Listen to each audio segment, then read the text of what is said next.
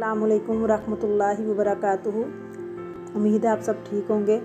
अल्लाह ताला आपको नेकी वाली, सेहत वाली, तकवा वाली ज़िंदगी अता फ़रमाए और आप सबकी परेशानियां दूर फरमाए। आमीन सुम्मा आमीन। नहमदुहू व नसल्ली अला रसूलिहिल करीम।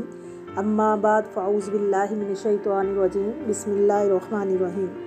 रब्बि ज़िदनी इल्मा रब्बि इश्रह ली सदरी व यस्सिर ली अमरी वहलुल उक़दतम मिन लिसानी यफ़क़हू क़ौली रब्बि यस्सिर वला तुअस्सिर व तम्मिम बिल खैर अल्लाहुम्मा फ़क़्हिना फ़िद्दीन आमीन। बिस्मिल्लाहिर्रहमानिर्रहीम। सूरत फ़ातिहा कुरान मजीद की सबसे पहली सूरत है जिसकी अहादीस में बड़ी फ़जीलत आई है। सूरत फ़ातिहा के मानी है आगाज़ और इब्तिदा के, इसलिए इसे अल-फ़ातिहा यानी फ़ातिहतुल किताब कहा जाता है। इसके और भी कई नाम अहादीस से साबित है, मसलन उम्मुल कुरान, अस्साबुल मसानी, अल कुरानुल अज़ीम, अशिफ़ा और रुक़ैया, यानी जिस तरह इसके बहुत सारे नाम जो हैं वो मशहूर हैं। तो अल्लाह ताला इसके बारे में फरमाते हैं, हदीस कुदसी में है, अल्लाह ताला ने खुद फरमाया कसमतुस सलाता बैनी व बैना अब्दी, यानी मैंने सलात नमाज को अपने और अपने बंदे के दरमियान तकसीम कर दिया। मुराद सूरत फ़ातिहा है जिसका निसफ़ हिस्सा अल्लाह ताला की हम्दोसना, उसकी रहमत, रबूबियत और अदल बादशाहत के बयान में है और निसफ़ हिस्से में दुआ मनाजात है जो बंदा अल्लाह की बारगाह में करता है। इस हदीस में सूरत फ़ातिहा को नमाज से तबीर किया गया जिससे ये साफ मालूम है कि नमाज में इसका पढ़ना बहुत ज़रूरी है।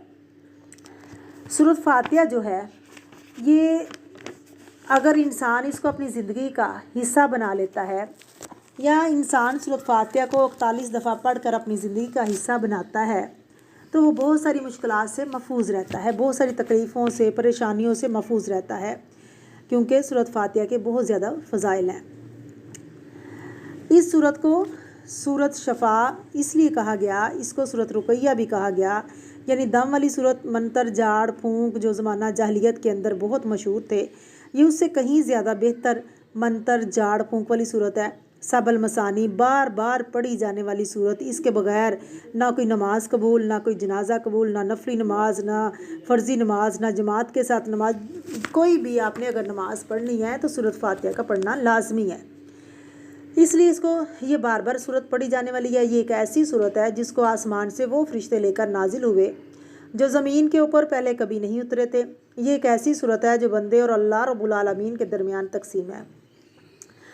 जब बंदा अल्लाह की हम्दो सना बयान करता है, कहता है अल्हम्दुलिल्लाहि रब्बिल आलमीन, अल्लाह की बुज़ुर्गी बयान करता है, तो अल्लाह ताला आगे से जवाब देते हैं। अल्लाह फरमाते हैं ये मेरे और मेरे बंदे के दरमियान है, बंदा जो मांगेगा उसको मिलेगा। अबू सईद खुदरी की मशहूर रवायत है, ये शफा का वजीफ़ा भी है। अबू सईद खुदरी बयान करते हैं कि कबीले के पास हम गए, हमने खाना मांगा, उन्होंने उससे इनकार कर दिया, उन्होंने हमारी मेज़बानी ना की। उसी कबीले के सरदार को एक बिच्छू ने ढस लिया। एक औरत हमारे पास आई और कहने लगी कि हमारे सरदार को बिच्छू या सांप ने ढस लिया, कोई है तुम में से जो झाड़ फूंक या दम करता हो। सहाबा कराम कहने लगे कि आपने हमारी मेज़बानी नहीं की, हम इसकी उजरत लेंगे। अब एक सहाबी उठे और इस औरत के साथ चल दिए। सरदार वो जो मरने के करीब था, तिरमिज़ी में आता है कि वो दम सहाबा ने अपने इतिहाद से 7 मरतबा किया। हर वो दम जिसमें शिरक ना हो तो अल्लाह ने और उसके रसूल ने उसकी इजाज़त दी है। पाबंदी सिर्फ ये लगाई है कि दम के अंदर शिरक ना हो। एक सहाबी ने भी 7 मरतबा जहाँ सांप या बिच्छू ने डसा था दम किया, जहर का सारा असर ख़त्म हो गया।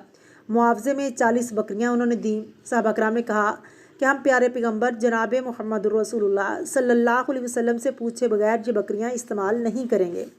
रसूलुल्लाह सल्लल्लाहु अलैहि वसल्लम के पास आए और आके उन्होंने बताया कि अल्लाह के नबी ऐसे ऐसे दम किए और ये 40 बकरियाँ मिली, क्या ये हमारे लिए जायज़ हैं? तो अल्लाह के नबी ने फरमाया इससे मेरा हिस्सा भी निकालो, क्योंकि बताने वाला तो मैं ही हूँ। आपने दिल लगी की सहाबा को खुश करने के लिए। इस तरह का एक और वाक़या बयान करती हूँ जिसको मिर्गी के दौरे पड़ते थे, अक्ल जाती रही, मजनू बन गया। इस पर भी एक सहाबी ने दम किया, वो बिल्कुल तंदुरुस्त हो गया। उनको भी 100 बकरियाँ मिली तो उन्होंने भी रसूलुल्लाह सल्लल्लाहु अलैहि वसल्लम से पूछा क्या मैं बकरियाँ ले सकता हूँ?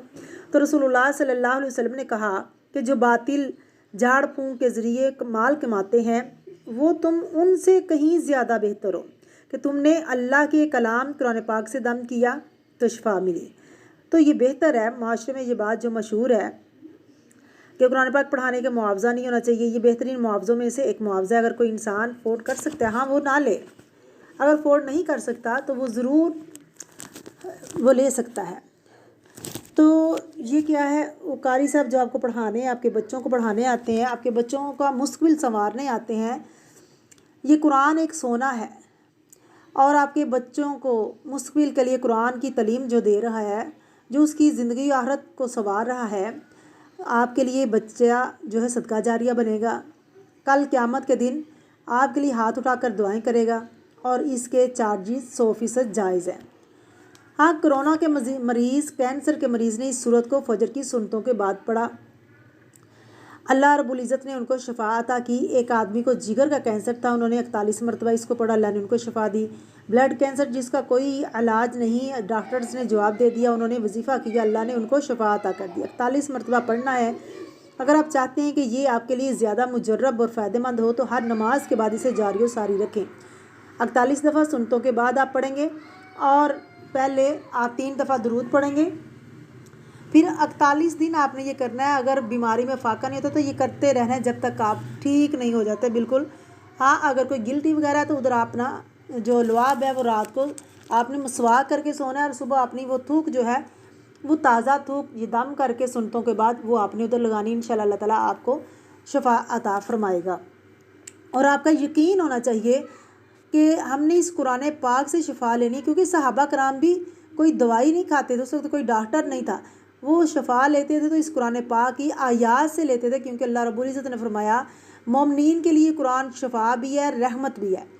اس لیے ہمیں اپنا پورا یقین اور عقیدے کے ساتھ دم کرنا چاہیے، اور اللہ سے دعا کرنی چاہیے کہ یا اللہ اسی کے اندر ہمیں شفا عطا فرما۔